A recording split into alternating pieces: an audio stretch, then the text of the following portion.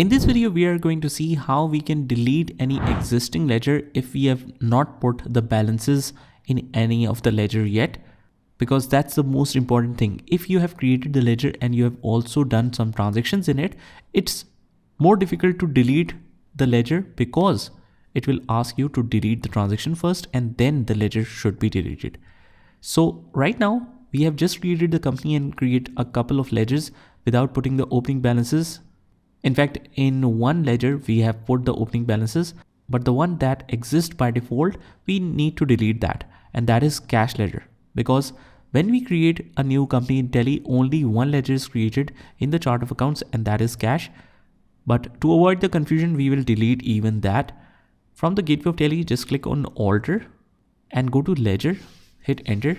And this one is cash ledger that we want to delete. First of all, we need to open that. Once it is open in front of you, hold the alternate key and press D. You have the short key right here as well. With a single dash, that means you need to hold the alternate key. And what is the short key? D. So alternate plus D and hit yes, enter again. And that's how we delete any of the ledger in Teleprime. So just try this by yourself and I will see you in the next one.